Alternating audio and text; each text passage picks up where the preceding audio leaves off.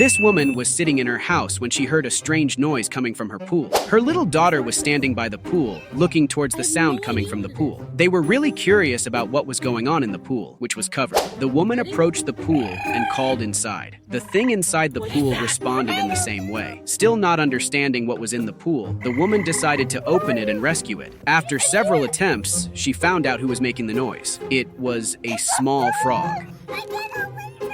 The little girl's new little friend seems to like her very much.